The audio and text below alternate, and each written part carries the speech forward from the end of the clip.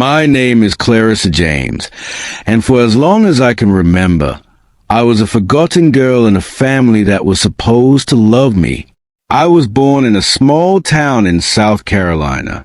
My mother died when I was just 6 years old, taken by a sudden illness that no one expected. I don't remember much about her except for how warm her hands felt when she tucked me in at night, and how her voice would hum lullabies while folding laundry. My father remarried within a year. Her name was Judith, and she brought with her 2 children from a previous marriage, Patrick and Elise.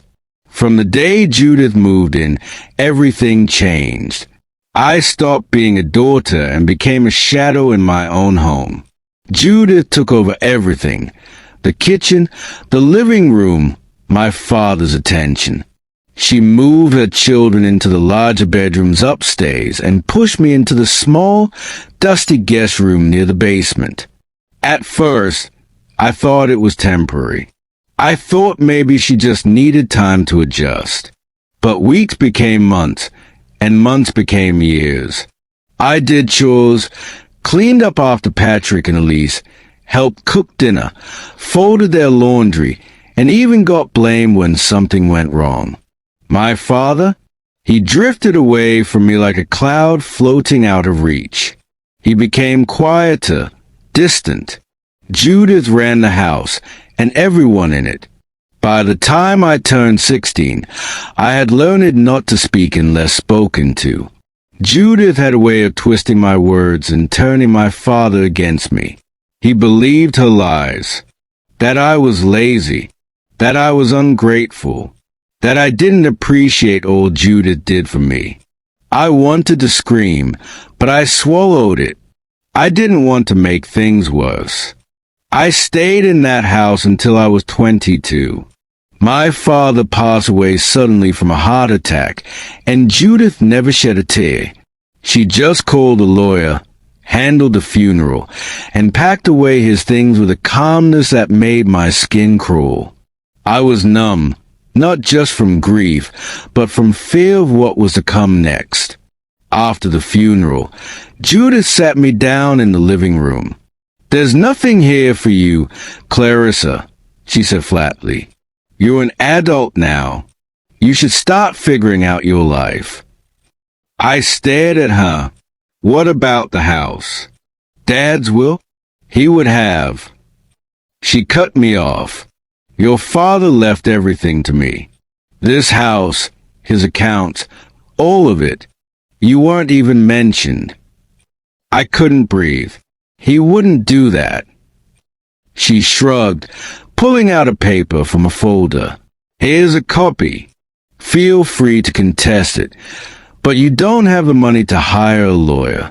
I suggest you pack." I was thrown out that night.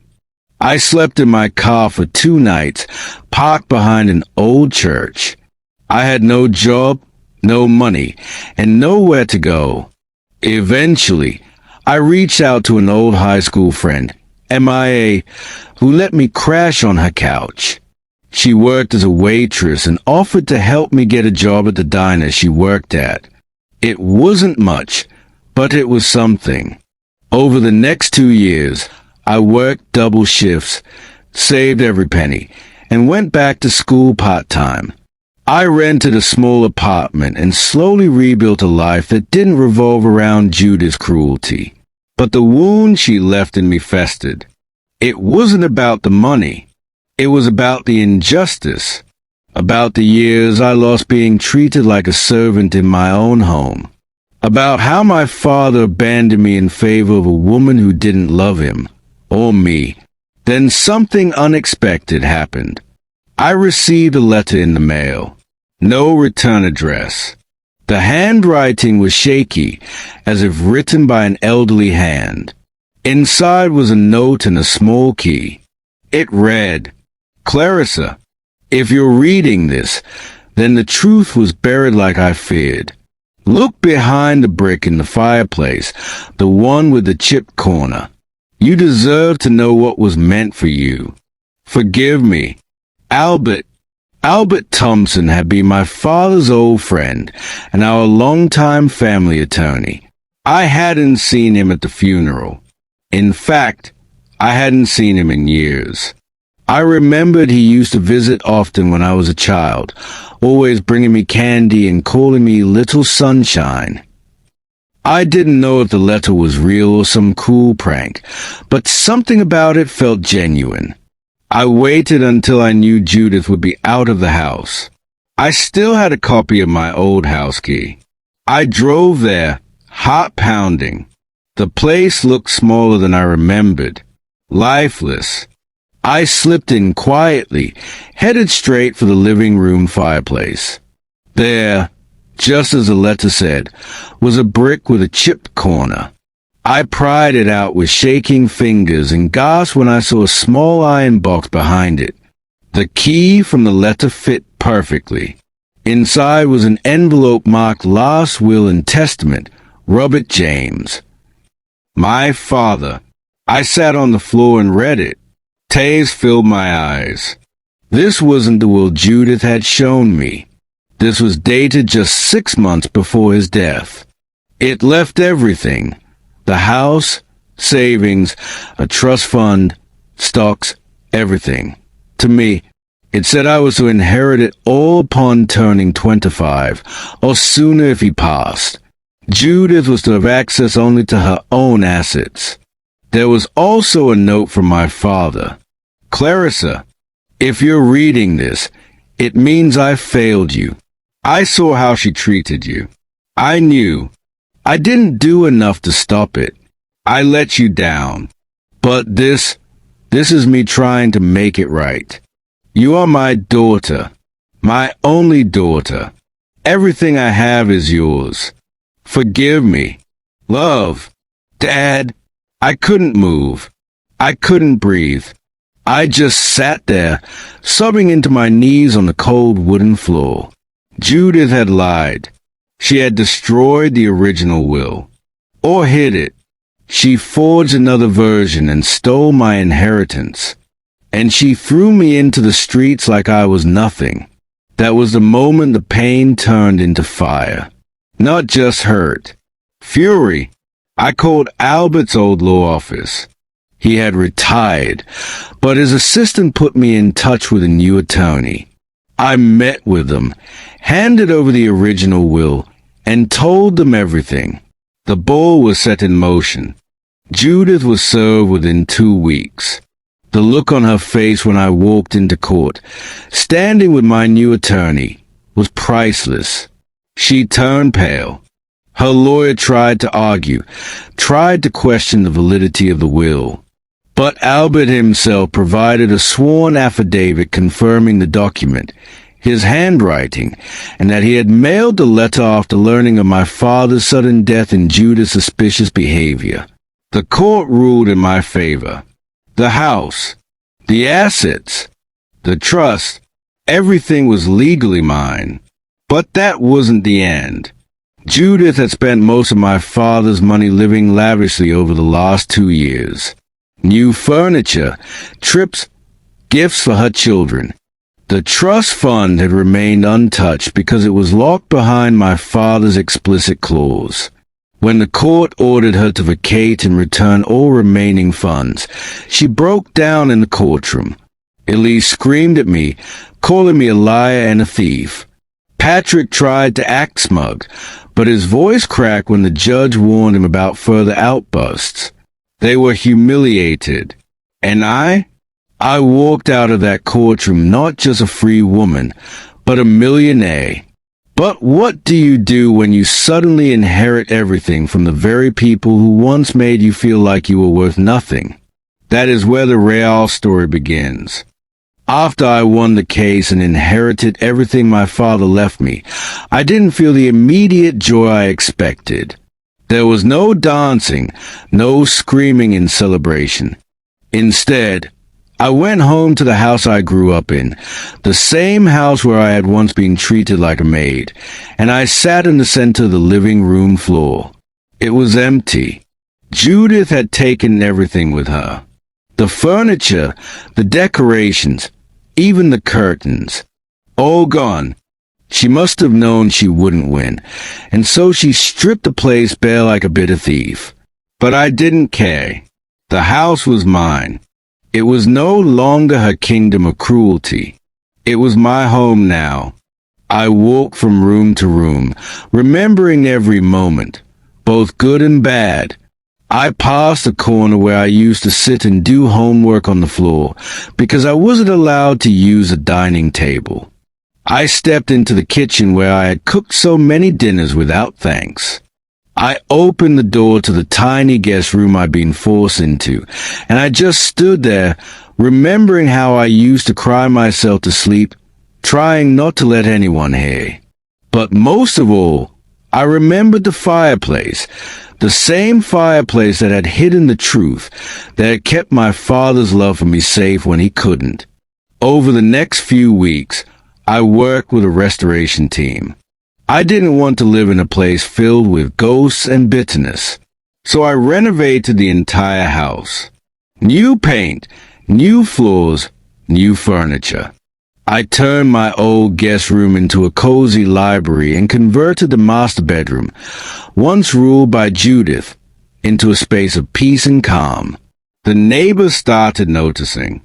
Mrs. Klein next door stopped by one day with a pie and said, "It's so good to see life back in that house.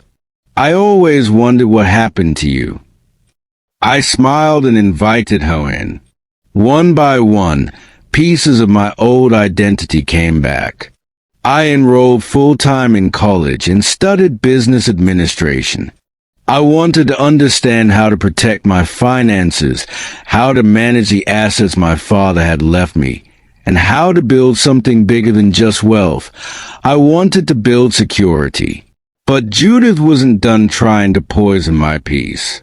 About 4 months after the court ruling, I received a knock on my door.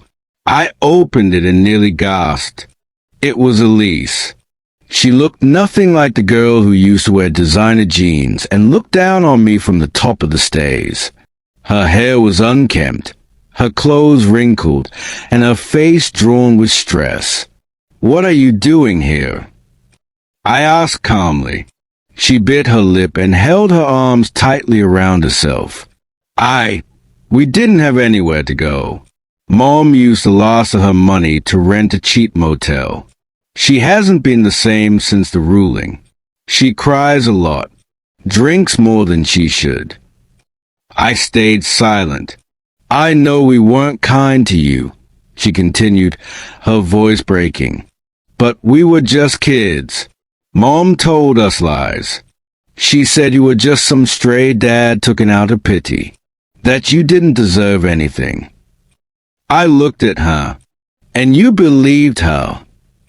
She nodded. "We did. But now everything makes sense. I'm sorry, Clarissa." I didn't answer right away. I looked her in the eyes and searched for sincerity. Maybe it was real. Maybe it wasn't. But I didn't invite her in. Instead, I said, "I hope you find peace, Elise. But this isn't your home anymore." She nodded slowly, turned, and walked down the steps. That night, I sat in the kitchen, staring out the window with a cup of tea in my hands. Part of me wanted to feel pity, but a bigger part of me remembered the years of silence, the years of pretending I didn't exist. Karma, I had learned, wasn't always about revenge. Sometimes it was about watching people live with the weight of what they did. A few weeks later, Patrick showed up too. He didn't even knock, just waited outside the gate, looking lost. I stepped outside and crossed my arms. "You too?" I asked. He gave a sad smile. Mom left. She took off in the night and left us a note saying she couldn't face what she did. Elise is living with a friend, and I'm crashing on someone's couch. I didn't say anything. He sighed. "I came to tell you, you deserved better. I was cruel, and I knew it. I just didn't care. I wanted to fit in, to keep Mom happy. I'm sorry, Clarissa. This time, I gave a small nod. I accept your apology, I said quietly, but I'm not here to fix your life. You have to do that on your own. He lowered his eyes. I know. I just needed to say it. Then he walked away.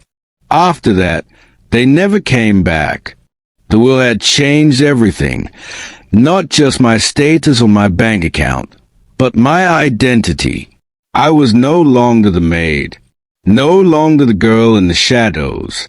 I was a woman who had survived betrayal, lies, and abandonment, and came out the other side standing tall.